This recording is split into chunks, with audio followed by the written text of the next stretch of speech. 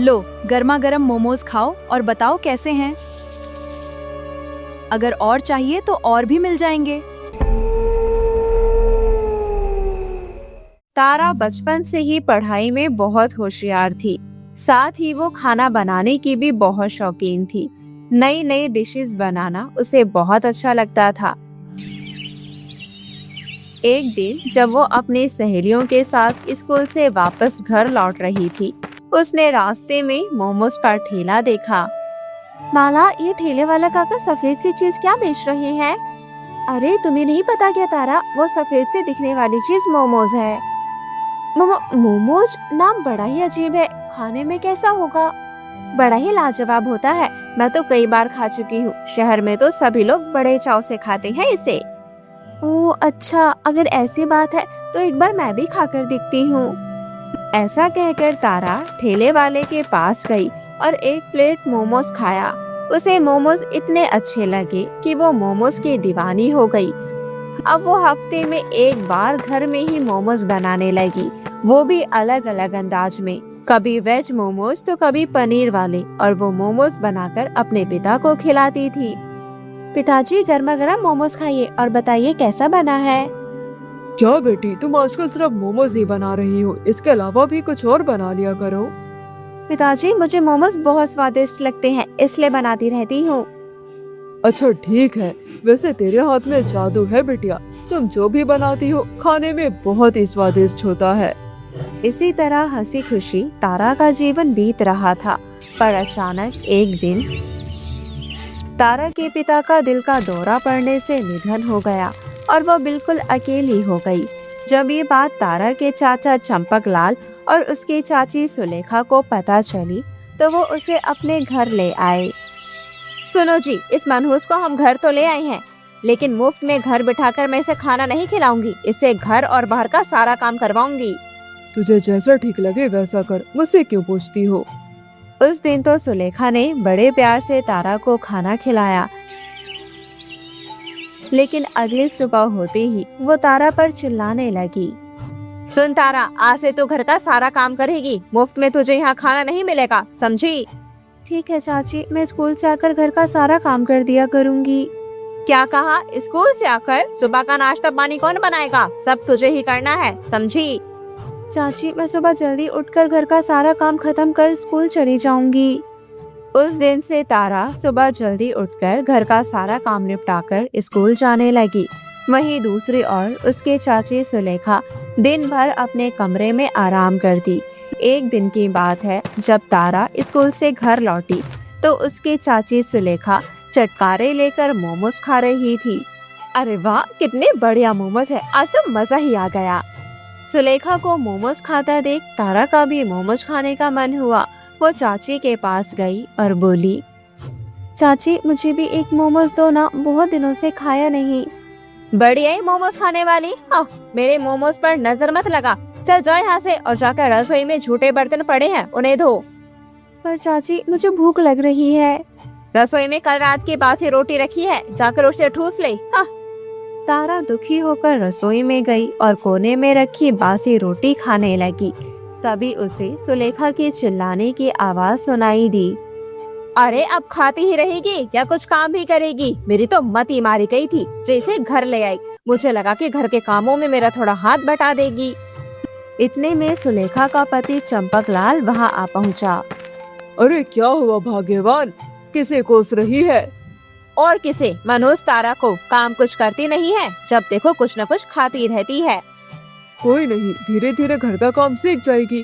अच्छा ये सब छोड़ो, ये बताओ खाने में कुछ बनाया तो नहीं है ना? अभी तो कुछ नहीं बनाया, तुम्हें भूख लगी है क्या? तारा से कहकर खाना बनवाती हूँ। अरे नहीं नहीं, उसे कुछ मत बोलना बनाने के लिए, नहीं तो राशन बर्बाद हो जाएगा। बस तुम फटाफट से तैयार हो जाओ, पड़ोस के गांव में बहुत बड़ी दावत है, हमें वहाँ बुलाया है। क्या कहा? दावत?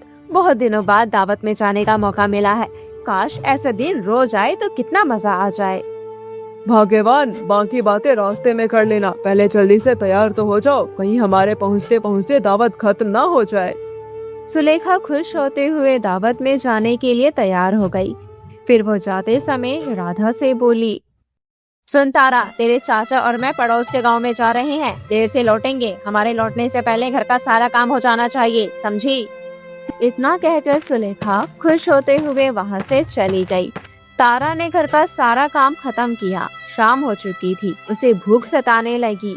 शाम हो गई है, पता नहीं चाची चाचा कब आएंगे। भूख के मारे पेट में चूहे कूद रहे हैं, क्या खाऊं?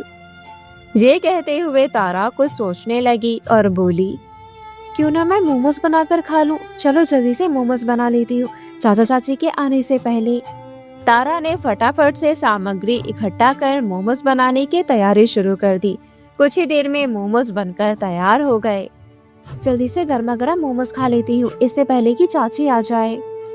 तारा बड़े चाव से अपने हाथों के बने मोमोज खाने लगी। अभी उसने 2-4 ही मोमोज खाए थे कि तभी अचानक दरवाजे पर दस्तक हुई। ओह, लगता है चाचा चाची लौट आए हैं। मुझे जल्दी से मोमोज की प्लेट छुपा लेनी चाहिए। तारा ने फटाफट से मोमोज की प्लेट को छुपा दिया। उसके बाद उसने जाकर दरवाजा खोला। दरवाजे पर सुलेखा और उसका पति खड़ा था। सुलेखा तारा की ओर गुस्से से देखते हुए बोली, क्या बात है, दरवाजा खोलने में इतनी देर क्यों लगा दी? कुछ नहीं चाची, आंख लग गई थी। इतनी जल्दी? अभी तो रात भी नहीं हुई। घर का काम करते करते थक गई थी ना, इसलिए नींद आ गई। हाँ, बोल तो ऐसे रही है जैसे घर का सारा काम अकेली तू ही करती है। अच्छा, हम सोने जा रहे हैं, तू भी जाकर सो जा। ये कहते हुए सुलेखा अपने कमरे में सोने चली गई। तभी तारा मन ही मन बोली, आज तो बाल बाल बच गई। अगर चाची ने मुझे आज मोमोज खाते हुए देख लिया होता तो मेरी बहुत पिटाई करती। चलो जल्दी से बचे हुए मोमोज खा लेती हूँ, वरना कल तक वो खराब हो जाएंगे। तारा चुपके से प्लेट में बचे हुए मोमोज खाने लगी, लेकिन बदकिस्मती से सुलेखा ने उसे मोमोज खाते हुए देख लिया। अच्छा, तो ये पीठ पीछे मोमोज खा रही है, लेकिन इसके पास मोमोज खरीदने के पैसे कहाँ से आए? कहीं इसने आज घर में से पैसे तो नहीं चुराए? अभी इसकी खबर लेती हूँ। इतना कहकर सुलेखा तारा के कमरे में दाखिल हुई। क्यों री चटोरी, चोरी छिपे मोमोज खा रही है? तेरे पास मोमोज खरीदने के लिए पैसे कहाँ से आए? बोलती क्यों नहीं? चाची, वो मैं। क्या मैं वो लगा रखा है? सच सच बता। ये कहते हुए सुलेखा तारा की पिटाई करने लगी। तब तारा ने रोते हुए सब कुछ सच सच बताया, जिसे सुन सुलेखा का गुस्सा और भी ज्यादा बढ़ गया।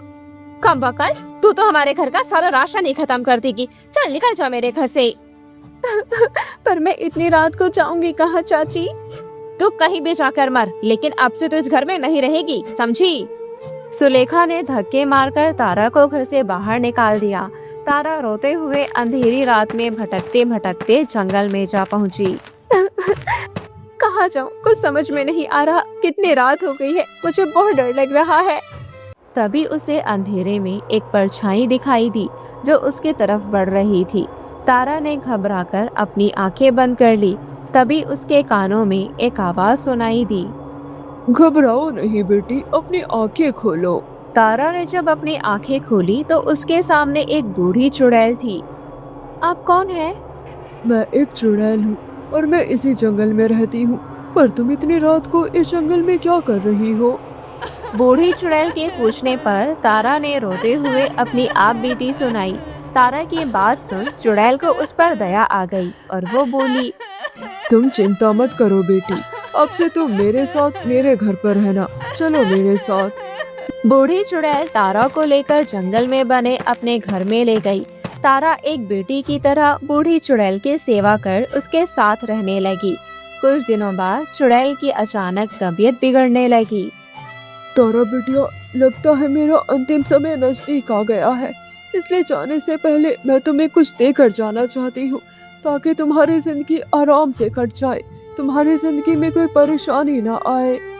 ये कहते हुए बूढ़ी चुड़ैल ने अपनी जादुई छड़ी से एक भूतिया विशाल मोमोज घर प्रकट किया, जिसे देख तारा हैरानी से बोली, मोमोज का घर? ये सब क्या है अम्मा? ये एक भूतिया मोमोज घर है, अब से तुम इसी घर में रहना। ये घर तुम्हें हर मुसीबत से बचाएगा और तुम्हें इस घर में किसी चीज की कोई कमी नहीं होगी। इतना कहकर बूढ़ी चुड़ैल ने अंतिम सांस ली। इस तरह अचानक चुड़ैल के चले जाने से तारा को बहुत दुख हुआ। चुड़ैल का अंतिम संस्कार कर तारा ने जब भूतिया मोमोज घर में कदम रखा तो उसने देखा मोमोज घर सोने के सिक्कों से भरा हुआ था। तभी भूतिया मोमोज घर से आवाज आई। अब से तुम इस घर की मालकिन हो। तारा, ये सब सोने के सिक्के तुम्हारे हैं। इतना ही नहीं, मैं तुम्हारी सारी जरूरतों को पूरा करूंगी। और तो और, तुम इस घर को उड़ाकर कहीं भी ले जा सकती हो। भूतिया मोमोज घर की बात सुन तारा की खुशी का ठिकाना नहीं रहा।